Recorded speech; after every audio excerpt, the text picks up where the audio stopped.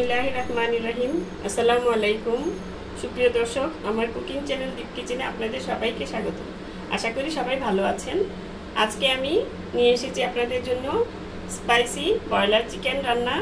যারা বলেন যে মুরগি ফার্মের মুরগিতে গন্ধ আসে, খাওয়া যায় না, মানে কীরকম একটা বাজে স্মেল আসে, তাদের জন্য এই রান্নাটা। আমি এই রান্নাটা বাসায় ট্রাই করে দেখেছি, খুবই ভালো লাগে, আমি প্রশংসাও পেয়েছি। আপনারা রান্না করে দেখবেন, কারণ এটাতে অনেক কিছু দিয়েছি আমি যাতে গন্ধটা না থাকে মুরগির। এভাবে রান্না করে দেখবেন, আশা করি আপনাদেরও ভালো লাগবে। তবে চলুন আর কথা না বাড়িয়ে রেসিপিটি শুরু করা যাক। আমি এখানে রান্নাটার জন্য চিকেন নিয়েছি, একটা বড় সাইজের, প্রায় 1.5 কেজির মতন মুরগিটা।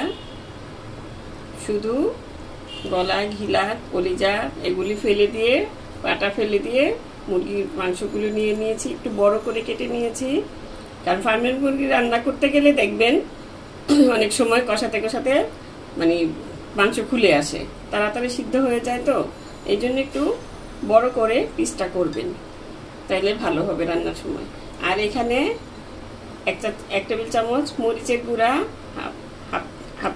1 চা চামচ হলুদ গুঁড়া আর মরিচ, লবণ স্বাদ মতন, সামান্য লবণ দিয়ে আমি এটা ম্যারিনেট করে নিব। এই মাংসটা আমি ঝাল করে রান্না করব, সেই জন্য মরিচটা একটু বেশি দিয়েছি। মরিচটা দেওয়ার সময়, রান্নার সময় একটু বেশি দিব, কারণ এটা হচ্ছে ঝাল মুরগির মাংস, ফার্মের মুরগি।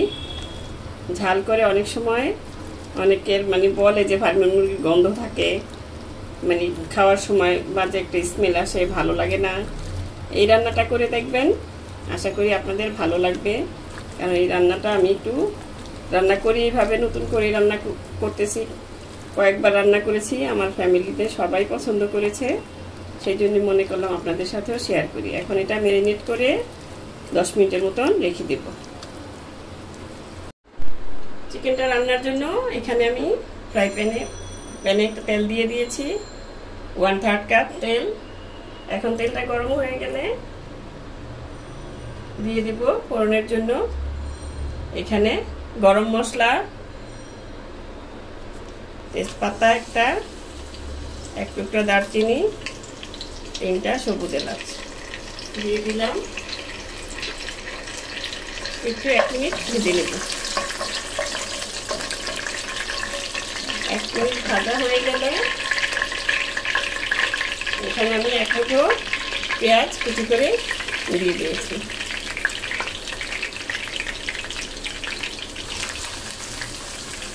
এখন পেঁয়াজটাকে লালচে করে ভেজে নেব। কারণ পেঁয়াজটা কাঁচা রাখবেন না, কাঁচা রাখলে মানে মাংসটাতে কীরকম জানি একটা, পেঁয়াজটা মানে মুখে লাগলে কেউ খারাপ লাগে। আর ভাজা ভাজা হয়ে গেলে সুন্দর লাগে, মানে এই রেসিপিটাতে আমি এইভাবেই দিই। এখন পেঁয়াজটা লালচে করে ভেজে নিচ্ছি। পেঁয়াজটা লালচে হয়ে এসেছে। এখন আমি এখানে 1 টেবিল চামচ আদা বাটা, 1 টেবিল চামচ রসুন বাটা দিয়ে দিব। দেওয়ার আগে চুলাটা একটু কমিয়ে নেবেন, নইলে শীতে উঠে অনেক সময় নতুন রাঁধুনিরা আছেন, হয়তো রুটি ছেড়ে দিয়ে চলে যাবেন, এই জন্য বলে দিলাম।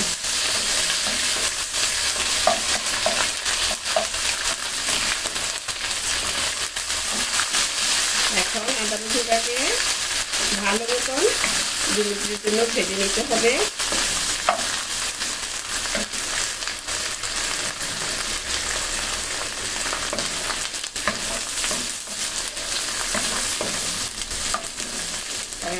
আদা রসুনটা যদি ভালো মতো না ভাজা হয়, তাহলে একটা কাঁচা স্মেল থাকে, তরকারির টেস্টটাই নষ্ট করে দেয়। এই জন্য আদা রসুনটা দিয়ে ভালো মতন একটু 2-3 মিনিট ভেজে নিচ্ছি।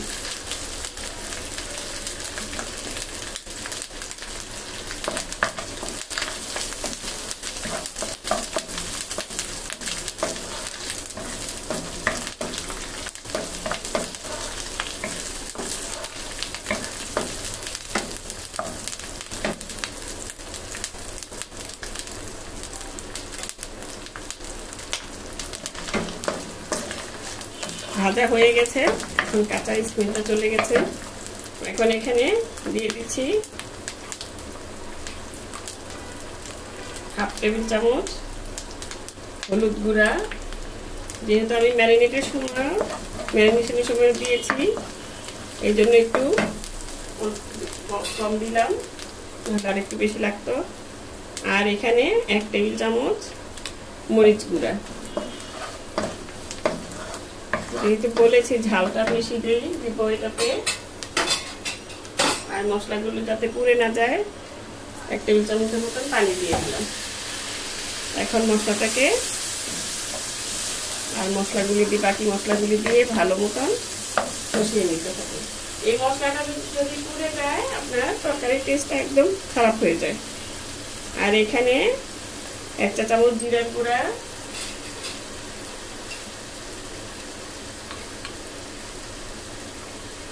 1 টেবিল চামচ, হাফ টেবিল চামচ ধনিয়ার গুঁড়া দিয়ে দিলাম। এখন মশলাটাকে ভালো মতন কষিয়ে নিব।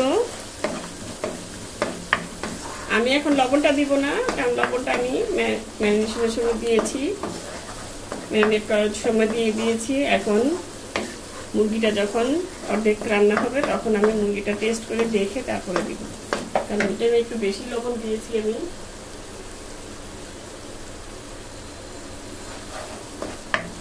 এখন এখানে আমি একটা টমেটো পেস্ট করে নিয়েছি, টমেটো পেস্টটা দিয়ে দিব। আপনারা টমেটো কুচি করে দিতে পারেন, আমি পেস্ট করে দিলাম। এখন চুলার আঁচটা একটু বাড়িয়ে দিয়ে তারপরে এই মশলাটা ভালো মতন 7-8 মিনিটের মতন ভালো মতন কষিয়ে নেবেন। দরকার হয় যদি পানিটা শুকিয়ে যায়, তেল উঠে যায়, তাহলে আবার একটু পানি দিয়ে ভালো মতন মশলাটা কষিয়ে নিতে হবে। এই মশলাটা কষানোর মধ্যেই ডিপেন্ড করে আপনার রান্নার স্বাদটা। আমি সবসময় বলি। এখন আমি মশলাটাকে ঢেকে দিয়ে কষিয়ে নিব, মাঝখানে নাড়াচাড়া করে দিব, প্রায় 5-6 মিনিটের মতন কষিয়ে নেব।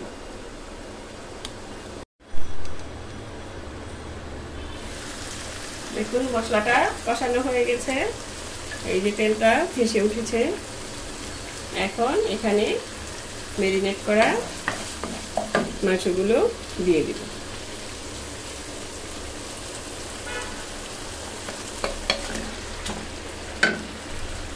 সাবধানে ঢালবেন যাতে ছিটে না আসে।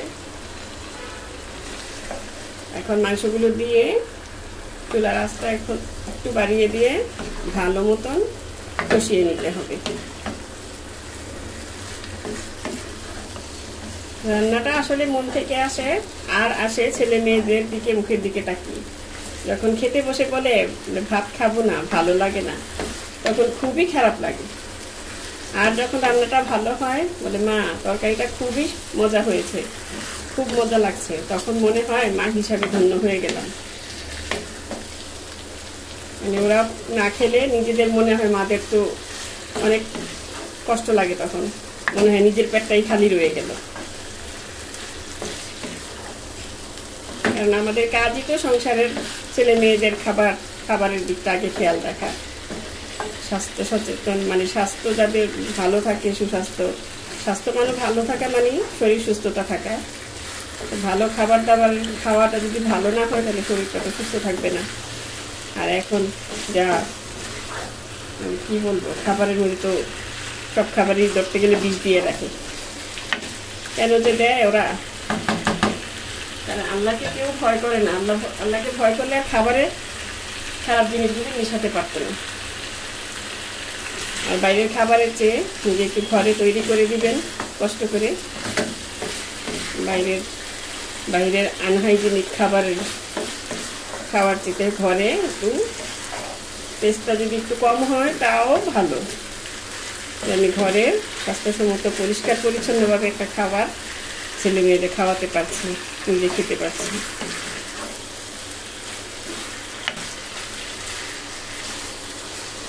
এখন ভালো মতো মিশিয়ে নিয়েছি। এখন এটাকে ঢেকে কষিয়ে নিব অনেক, মানে আরো 5 মিনিট। কিছুক্ষণ মশলার সাথে কষিয়ে নিয়েছি। এখন আমি এখানে আরো কিছু ইনগ্রিডিয়েন্টস দিয়ে দিব। এখানে আছে 1 চা চামচ পোস্ত দানা, 5-6টা কাজু বাদাম, আর আছে সামান্য 1 টেবিল চামচ নারকেল। আর এই 3টা জিনিস আমি এখানে বেটে নিয়েছি। এখন এটাকে দিয়ে দিলাম। মানে ফার্মের মুরগিতে যাতে কোনো গন্ধ না থাকে সেই জন্যই এই কাজটা করেছি আমি। আপনারা একবার বাসায় ট্রাই করে দেখবেন, যদি ভালো লাগে কমেন্টে আমাকে জানাবেন কেমন লাগলো বানিয়ে খেয়ে। আর এই মুরগিটা আপনারা চেষ্টা করবেন পানি ছাড়া, পানি না দিয়ে রান্না করতে। অল্প আছে, আঁচটা অল্প করে দিয়ে ভালো মতন কষিয়ে কষিয়ে রান্না করবেন, তাহলে খেতে খুবই ভালো লাগে। আমি কিন্তু আঁচটা মিডিয়ামে রেখেছি। এখন এটাকে আবার আরেকটু কষিয়ে নিব। আমি লবণটা দেখে নিচ্ছি, লবণটা লাগবে আরেকটু।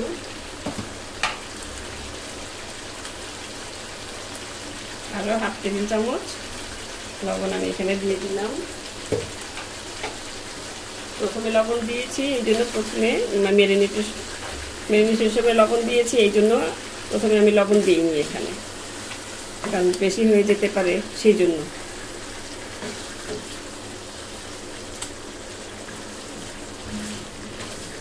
রান্নাটা ধৈর্য ধরে রান্না করলে, মনের মাধুরী মিশিয়ে রান্না করলে রান্নাটা ইনশাল্লাহ আপনার রান্নাও মজা হবে, স্বাদের হবে, বাচ্চারা খেতে পারবে মজা করে। ওটাই তো আমাদের মাদের সার্থকতা। এখন এটাকে আরো 5 মিনিট কষিয়ে নিব। আরো 5 মিনিট কষিয়ে নিয়েছি।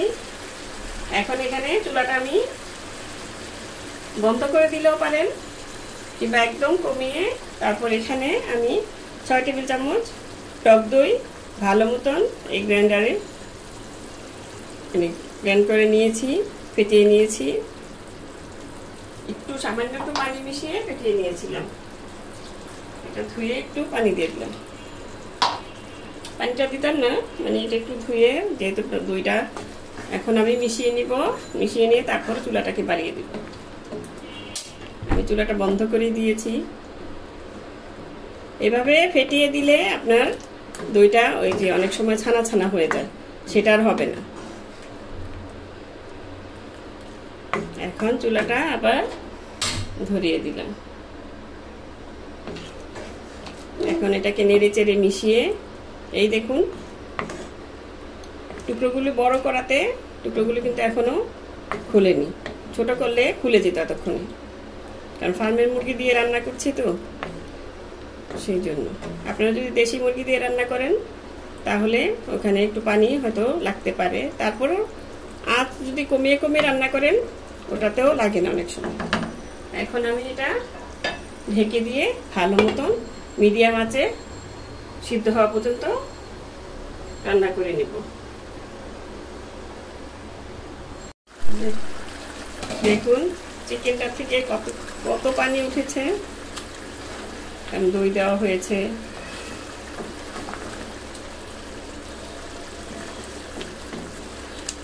আপনারা বলতে পারেন যে বাবারে মহিলা কত ঝাল খায়। আসলে আমরা ঘরে একটু ঝাল বেশি খাই। আপনারা যদি কমিয়ে খেতে চান একটু কমিয়ে দিতে পারেন, এটা যার যার স্বাদ মতন। আমি যেহেতু ঝাল মাংস রান্না করেছি, আর ফার্মের মুরগিটাতে ঝাল না দিলে মানে কিরকম জানি লাগে, একটা মিষ্টি মিষ্টি লাগে।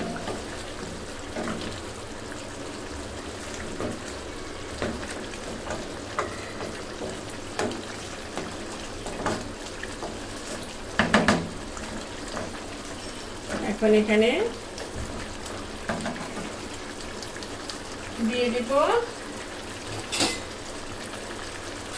গরম মশলা, 1 চা চামচ গরম মশলার গুঁড়া দিয়ে দিব।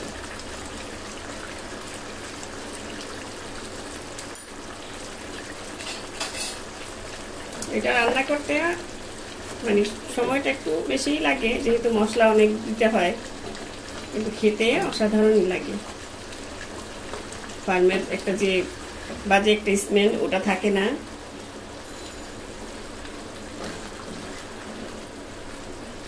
এই তো আমি এখন চুলাটা আরো কমিয়ে দিব, যাতে আস্তে আস্তে মুরগিটা ভালো মতন সিদ্ধ হয়ে যায়। মশলাটা দিয়ে দিলাম এখনই, গরম মশলাটা, কারণ অনেকেই নামানোর আগে দিয়ে দেন। ওটা না করে একটু আগে দিয়ে দিবেন, মশলাটা সুন্দর মতন মাংসের সাথে মিশে যাবে। নইলে মানে কীরকম একটা মনে হয় আলগা আলগা একটা গন্ধ আসছে, এরকম লাগে। মশলাটা মাংসের ভিতরে যায় না, কিন্তু উপর দিয়ে গন্ধটা থাকে। এখন চুলার আঁচটা মিডিয়াম ছিল এতক্ষণ, এখন আরেকটু কমিয়ে দিয়ে ঢেকে আরো 10 মিনিট রান্না করে নেব।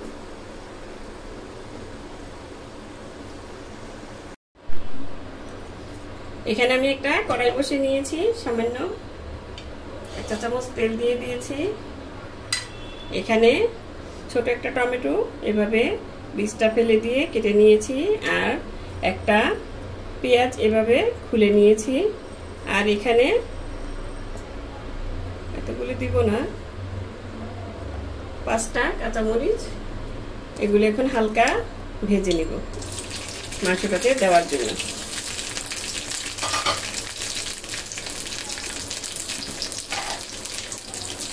সামান্য একটু লবণ দিয়ে দিলাম, এগুলিতে যাতে লবণটা সুন্দর মতন হয়। এখন এটাকে হালকা সামান্য একটু লালচে করে ভেজে নেব, মানে হালকা লাল। চুলার আঁচটা বাড়িয়ে দিব। তাহলে এটা কেন, এটা দিয়ে এটা পেঁয়াজটা খেতে খুবই ভালো লাগে, আপনারা দিয়ে দেখবেন। মানে কাঁচা দেওয়ার থেকে একটু ভেজে নিলে ভালো লাগে।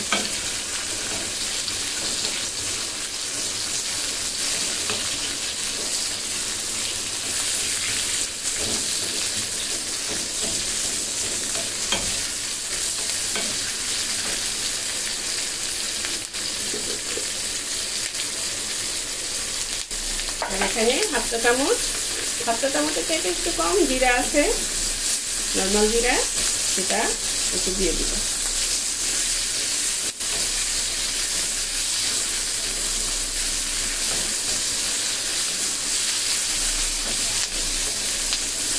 হয়ে গেছে। এটা জিরাটা দেওয়া মানে একটু দাঁতের মধ্যে কেমন লাগলে ভালো লাগবে জিরাটা। এখন বন্ধ করে দিচ্ছি চুলাটা। এই দেখুন হয়ে গেছে। এখন এটাকে আমি মাংসটা পাশে চুলায় আমি হতে দিয়েছি, এই চুলাতে এটা মানে সতে করে নিলাম। এই যে ভাজা পেঁয়াজ, টমেটো, কাঁচামরিচ আর জিরা, এটা এখন মাংসের মধ্যে দিয়ে দিলাম। জিরাটা ভালো করে দিয়ে এখন নেড়ে মিশিয়ে দিয়ে আরো কিছুক্ষণ মাংসটাকে দমে বসিয়ে রাখতে হবে। মাংসটা অলমোস্ট হয়ে গেছে, সবই মশলা টশলা দেওয়া তো হয়ে গেছে, লবণও দেখে নিয়েছি আমি। এখন জাস্ট কিছুক্ষণ ঢেকে রেখে দেব।